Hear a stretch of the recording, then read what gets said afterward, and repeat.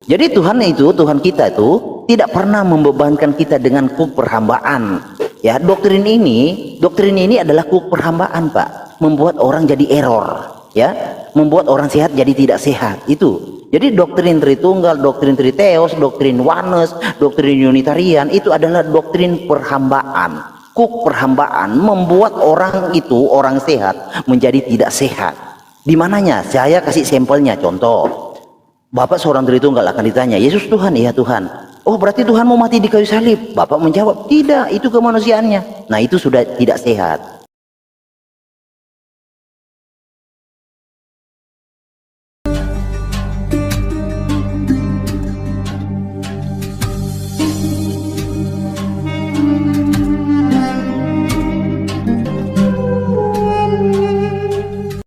Seharusnya ketika Tuhan itu mengabarkan tentang konsep dirinya, sekiranya konsepnya itu gak jelimet gitu.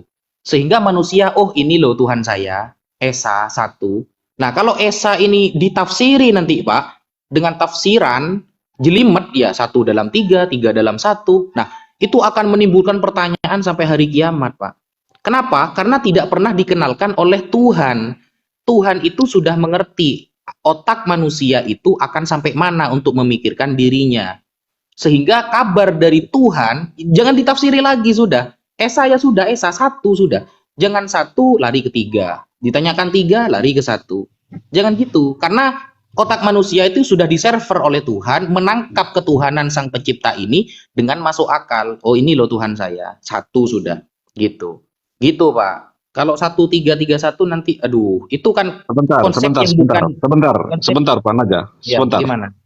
Sebentar, Pak juga tidak boleh menjas kayak begitu, bahwa kita punya punya pandangan, cara pandang kita berbeda soal itu.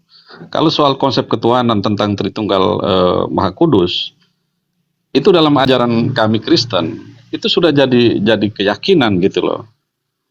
Jadi kalau Pak menafsirkan dengan cara pandang Pak dari kelompok dari Muslim, tentu sangat berbeda gitu loh. Di dalam sifat Allah tuh yang itu dia ya di Tritunggal itu Allah Bapa, Allah Putra dan Allah Roh Kudus gitu loh. Sekarang saya tanya Pak, Dan konsep Tritunggal itu dari Tuhan apa dari manusia? Dengar dulu. Penjelasan soal Tritunggal, saya tidak berani untuk menjelaskan sampai ke hal teologisnya gitu loh, karena saya tidak belajar soal teologi. Pak Najwa pasti sudah juga mendapat penjelasan soal itu, soal Tritunggal. Hanya karena kita berbeda keyakinan, maka pemahaman kita terhadap itu juga pasti berbeda. Sampai kiamat pun pasti Pak Najwa pasti tidak akan terima konsep itu. Tetapi bagi kami kaum jangan batasi kami untuk bertanya ya Pak. Boleh saya bicara. Tidak perlu dibatasi. Boleh saya bicara? Ya, monggo Herdi. Jadi begini Pak Rudi, kita sebenarnya mengatakan jangan membatasi, itu sudah membatasi. Karena kenapa? Sudah menyatakan bahwa Tritunggal. Padahal penyataan Tuhan itu bukan hanya 3 loh, banyak. Ada Malak Hashem, ya, disebut Malak Adonai, ya. Ada tiang awan, ada tiang api, ada api dalam semak belukar, ada penyataan dia dalam rupa manusia. Banyak loh, kenapa kita hitung hanya 3? Nah itu sudah membatasi. Sebenarnya banyak Pak, kalau kita mau belajar Alkitab lebih bijak lagi ya. Ada Yotepape Eli, Yotepape Roy, ya, Yotepape Yasa, Yotepape Rafa, Yotepape Nisi, Yotepape Jire, banyak. Yotepape Kepodi banyak, bukan hanya 3 Pak. Tapi masalahnya 3 ini dari mana? Ya, menunggaling 3 ini menjadi 1 ini dari mana sumbernya? Nah, kalau kita belajar dari sejarahnya bahwa 3 ini bukanlah konsep Alkitab. 3 ini adalah konsep paganisme yang diprakasai oleh Platonisme. Nah, Plato mengajarkan konsep ini, lalu oleh santo namanya Valentinus, ya, di abad kedua.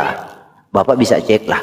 Valentinus diadopsilah konsep Platonisme ini dengan teologi pengajaran bahwa Tuhan Bapa tidak akan mungkin masuk ke dalam rahim. Nah itu konsep ini yang ada sampai sekarang. Jadi konsep Platon nih diambil oleh Valentinus, adalah seorang santo. Lalu konsep Valentinus ini diambil oleh Tertullianus.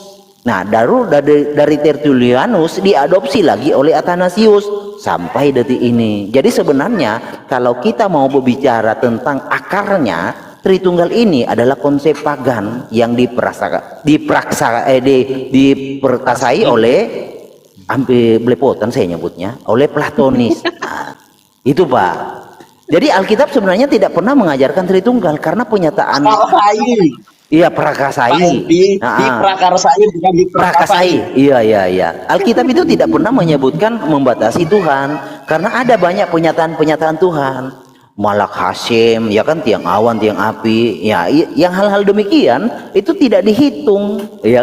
Artinya ya, kalau kita mau hitung-hitungan ya, karena banyak pernyataan Tuhan, El Shaddai, ya kan, El itu hampir 100 loh. Lalu Adonai itu hampir 100 juga, banyak Pak, bukan hanya 3. Tetapi mengapa kita hanya kerdilkan di dalam 3? Ya itu kurang bijak menurut saya. Ya, lebih baik sih, ini saran saya ya. Jadi kritik saya punya solusi nih. Saran saya nih, solusinya gini ya. Kita itu jadilah merdeka. Tidak perlu kita dibelenggu oleh aturan-aturan, doktrin-doktrin yang tidak diajarkan Alkitab. Kita jadilah merdeka sama seperti Kristus berkata di Yohanes 28 nih. Ya, Yohanes 11 ayat 28 bahwa marilah kepadaku, hai kamu yang lemah letih lesu, aku akan memberikan kelegaan. Pikulah kuk yang kupasang, karena kuk yang kupasang bebannya ringan. Jadi Tuhan kita itu tidak pernah membebankan kita dengan kuk perhambaan. Ya, doktrin ini adalah kuk perhambaan Pak, membuat orang jadi error, ya, membuat orang sehat jadi tidak sehat. Itu. Jadi doktrin Tritunggal, doktrin Triteos, doktrin Oneness, doktrin Unitarian itu adalah doktrin perhambaan. Kuk perhambaan membuat orang sehat menjadi tidak sehat. Di mananya? Saya kasih sampelnya, contoh. Bapak seorang Tritunggal akan ditanya, Yesus Tuhan? Iya Tuhan. Oh, berarti Tuhan mau mati di kayu salib? Bapak menjawab, tidak, itu kemanusiaannya. Nah, itu sudah tidak sehat. Karena Yesus itu Tuhan sejak lahir, baik dia mati dan bangkit dia tetap Tuhan. Dia tidak pernah cuti jadi Tuhan.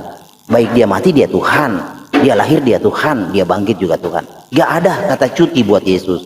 Jadi dia lahir, dia mati di kayu salib, dia bangkit, dia tetap Tuhan. Gak ada cuti-cutinya, gitu Pak. Jadi itu namanya iman yang sehat.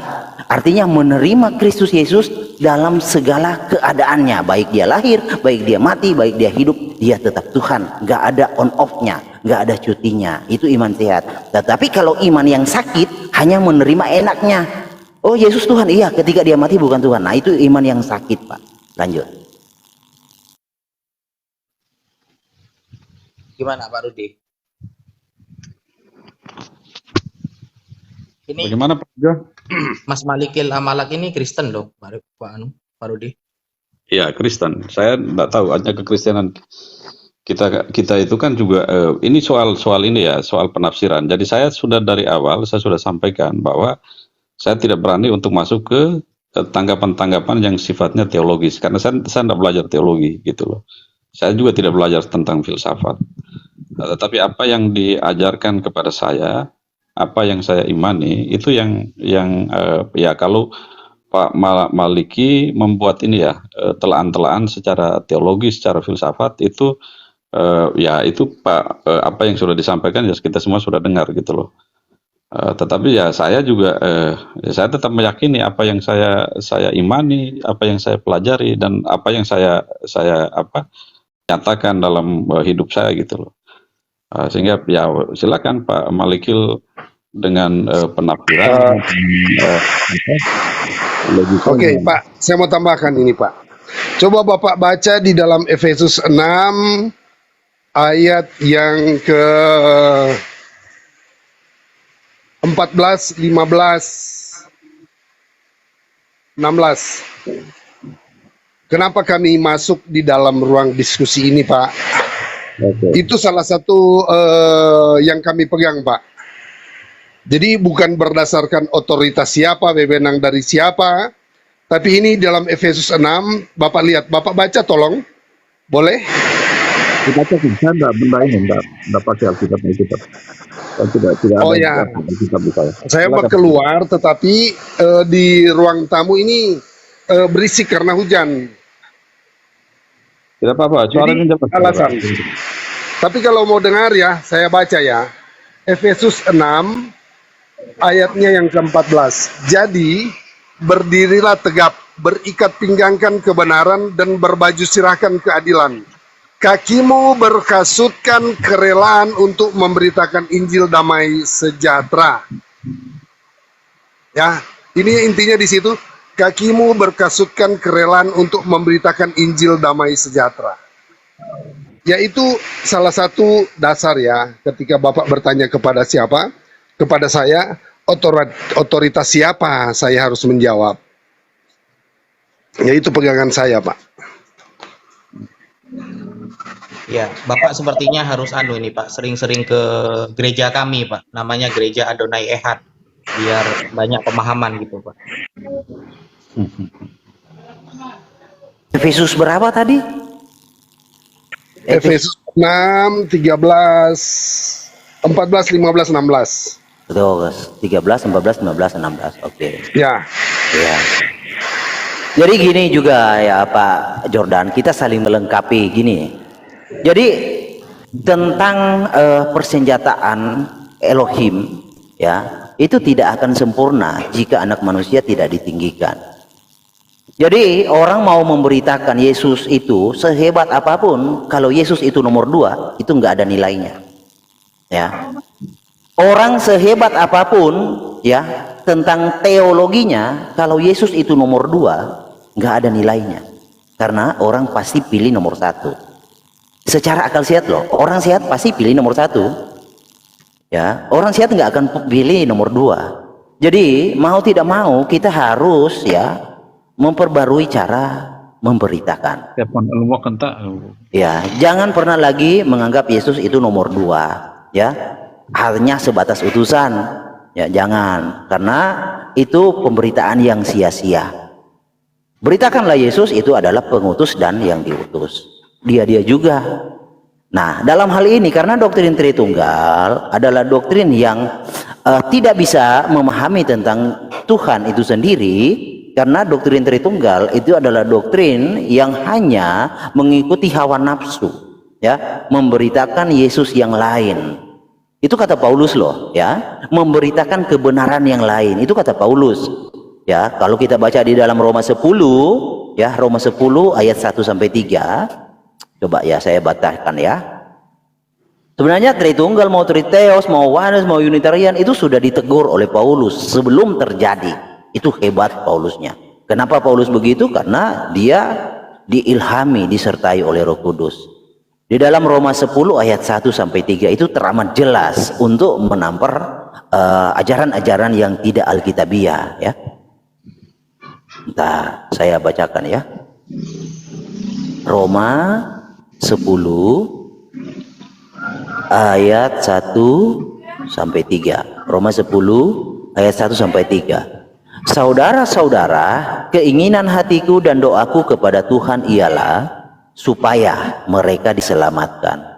Sebab aku dapat memberi kesaksian tentang mereka, ya, bahwa mereka sungguh-sungguh giat untuk Allah, tetapi tanpa pengertian yang benar. Jadi siapa mereka ini nanti kita ketahui.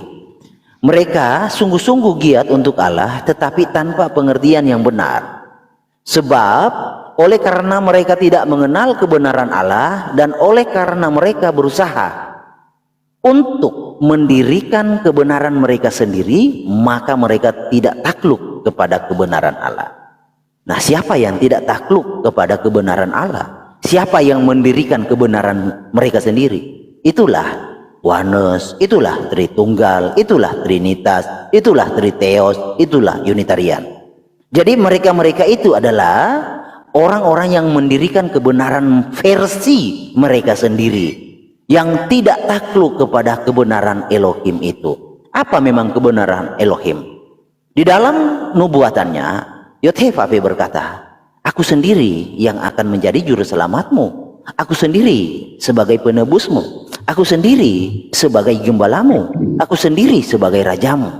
Ketika dia datang, itulah ditafsir oleh kebenaran-kebenaran dunia, ya, yang membangun kebenaran sendiri. Oh, bukan dia. Bukan dia yang menjadi gembala, bukan dia menjadi penebus, bukan dia menjadi juru selamat, bukan dia menjadi raja, tapi anaknya. Nah, itulah yang dimaksud oleh Paulus, bahwa doktrin-doktrin demikian adalah doktrin yang membangkang, memberontak terhadap kebenaran Elohim itu sendiri. Jadi kembalilah kepada Alkitab, takutlah di bawah hukum dan firman Tuhan. Jangan membuat kebenaran sendiri, karena itu adalah pemberontakan, pengkhianatan di mata Tuhan. Lanjut. Ya. Gimana Pak Rudi? Apakah Pak Rudi berminat main-main ke gereja kami, Adonai Ehad? Oh, enggak. Kita selalu ya. Kalau saya sudah sampaikan dari awal, saya memberi ini juga menjadi apa ya? Menjadi ini referensi buat kita lah. Kalau teman-teman yang belajar tentang teologi, belajar tentang filsafat, silakan berargumentasi gitu loh. Pak Jordan, itu hujan ya, rame banget Pak. Ya, hujan. Ya, ini yang saya katakan tadi. Tapi gini Pak Rudi, apakah ketika Bapak bergereja di gereja Bapak tidak diajarkan jemaat untuk bersaksi, memberitakan Injil, atau gimana Pak? Saya begini, Pak Jordan begini ya. Saya awalnya tidak perlu melebar ke situ ya Pak Jordan ya. Enggak, soalnya gini Pak, soalnya Bapak kan seolah-olah tadi menghakimi saya Pak, tadi loh. Ya, begini, saya sesuai dengan tradisi saya, entah di tradisinya Pak Jordan seperti apa saya tidak ngerti ya. Saya tidak terlalu ngerti soal apa